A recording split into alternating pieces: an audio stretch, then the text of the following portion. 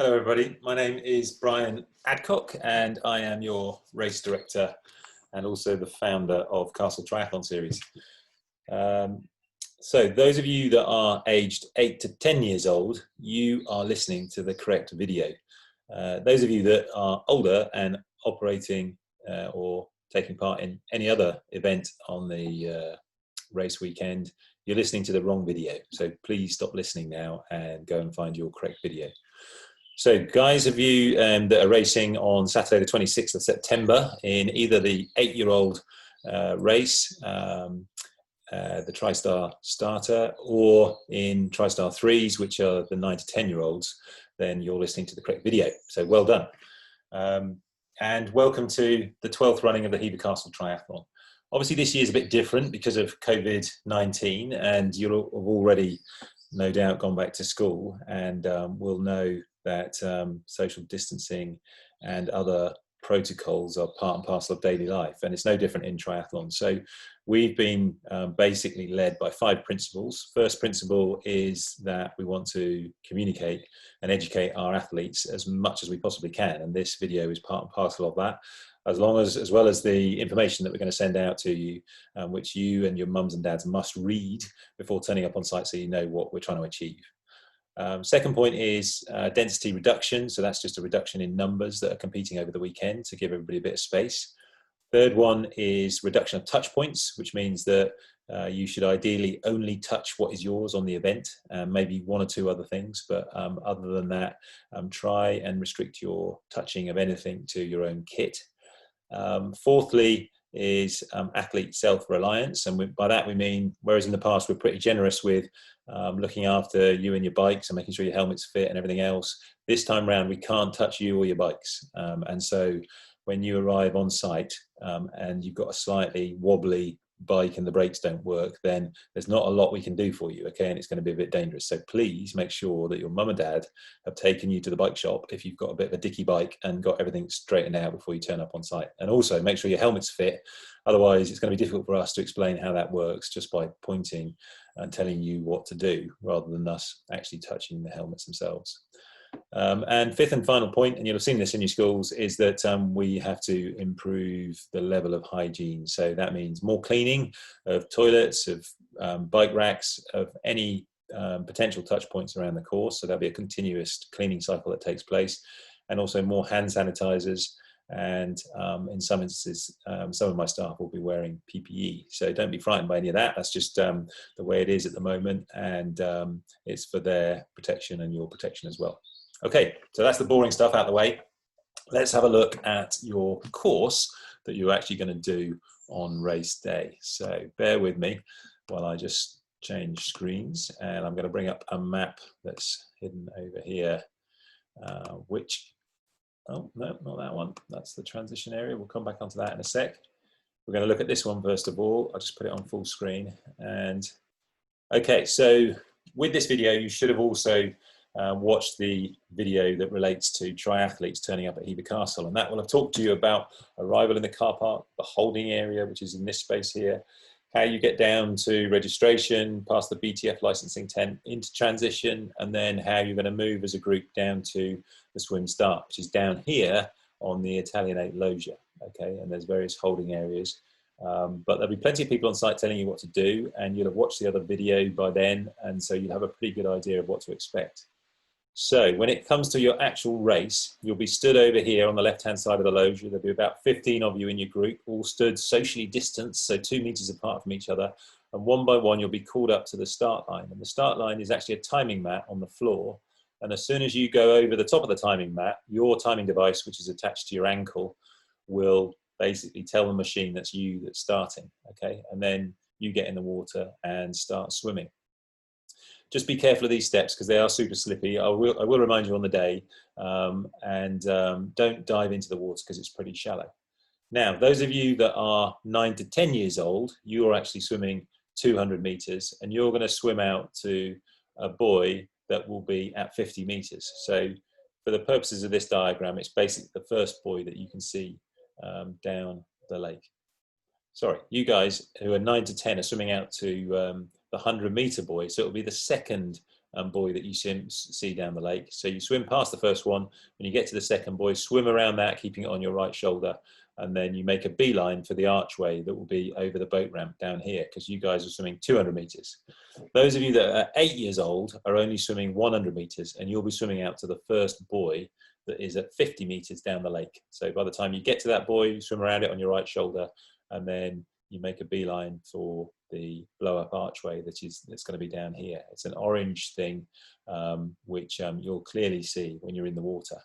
When you get to the boat ramp, normally a large man called Simon would pull you out of the water. However, he's been given a rest this year, and you'll have to get yourselves out of the water. We are putting a couple of handrails either side of the ramp so you can pull yourselves out.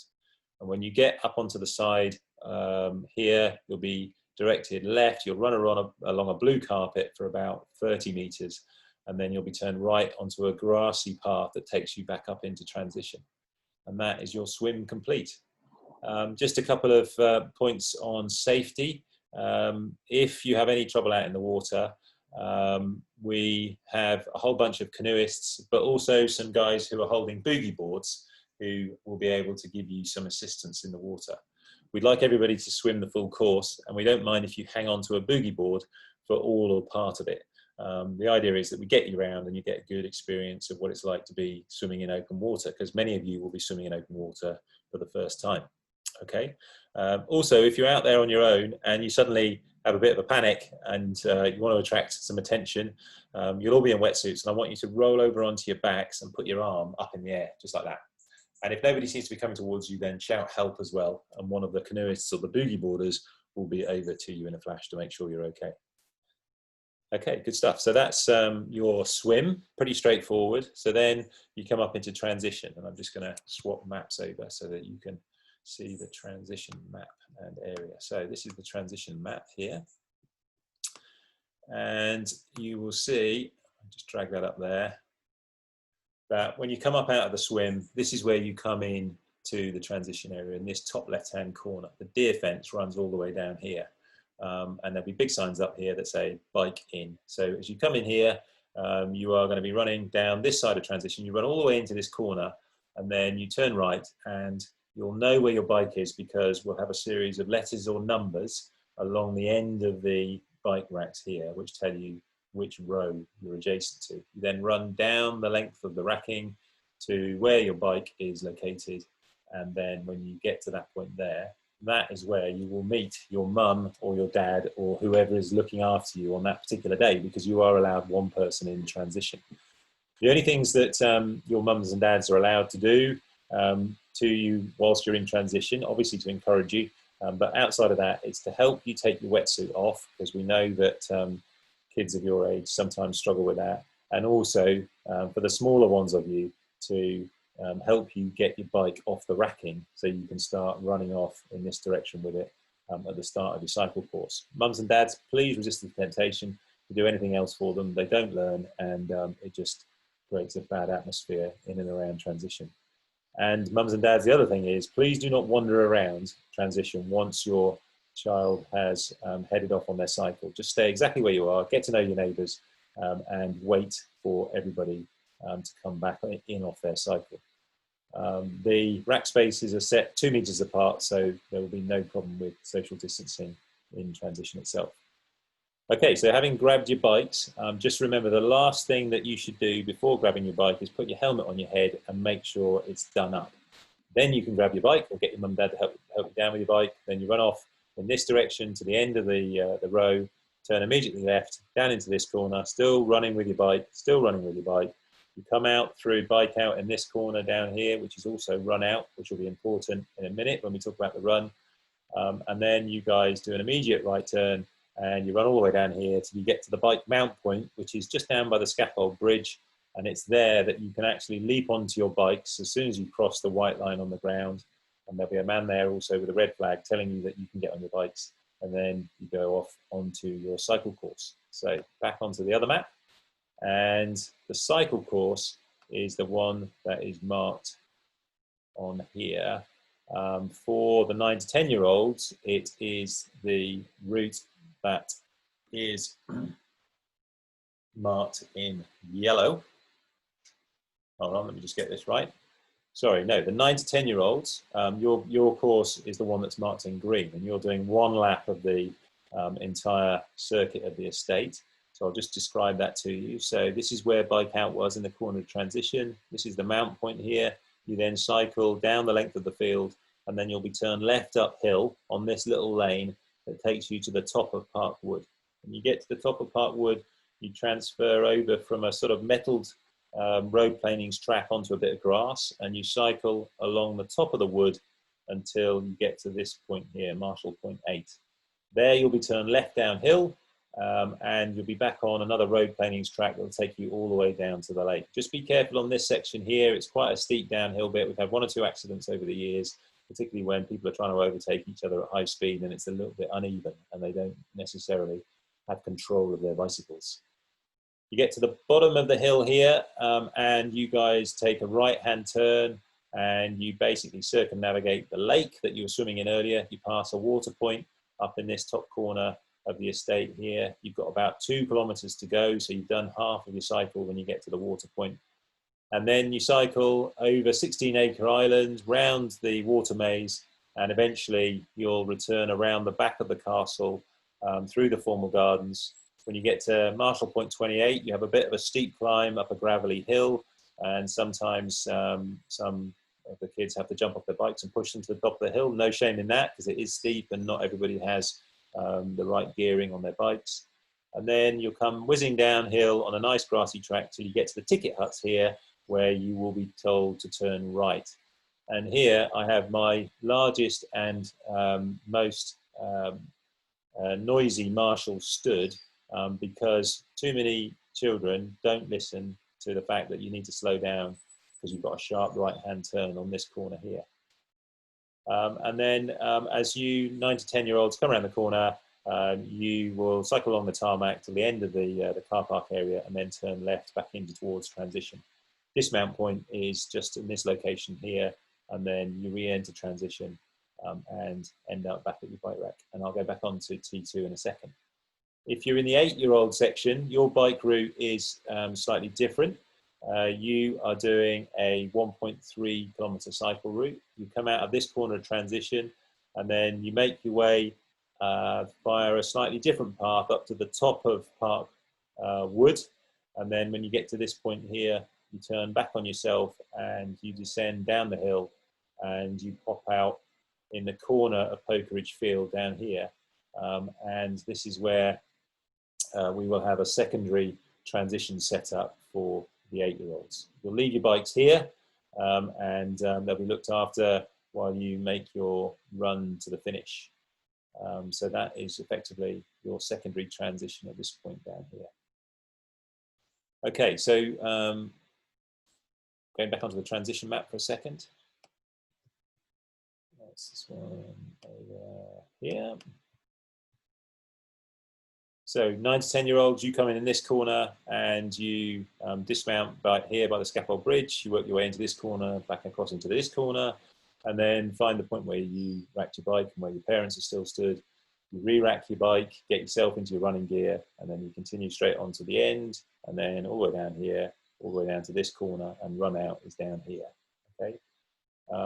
Those of you that are in the 8-year-old section or race, then your secondary transition area is over here in the corner behind registration, and that will be a separate set of barriers, and that's where your bikes will be held until you come back having completed your race. Okay, so as far as your runs are concerned, let me just get the map up again. So for the 9 to 10-year-olds, your run is 1.3 kilometers, and effectively you're following the same route that the 8-year-olds cycle on their bikes. So you come out of transition in this bottom right-hand corner, you run along the edge of Park Wood, and then you make your way uphill till you get to this point here, where there'll be a water point, and then you descend back down through the wood and you pop out at the far end of Pokeridge Field. But from there, instead of going anywhere near the 8-year-olds transition area, you continue down to the Lakeside Walk, and you go along the Lakeside Walk until you get into the finishing straight, and then you follow the arrows towards the finish. And you'll finish in the main field just here, and that's your run route complete. 8-year-olds, having dropped your bikes in this corner here behind registration, you follow the same route. So you drop down onto Lakeside Walk, run all the way along the Lakeside Walk until you get back to the point that you turned uphill, having got out of the swim, and then you make the finishing straight, and then you can start your sprint finish at about here and follow the signs to the finish line. And the finish area is in the main field, just to the left of transition as we look at it. So those are your races. Quite a lot to take in, I fully appreciate. I will remind everybody what arrows they should be following when they're out on the course, when you actually come down onto the loggia on event day. As you can see, we've got oodles of marshals all over the course who will know which course you're supposed to be on because of the color of your number on your race number, which should be on the front of your running gear or your cycle gear, depending on what you're doing at that particular time. You'll be well looked after out on the course. We've obviously got full medical cover and a good communication system.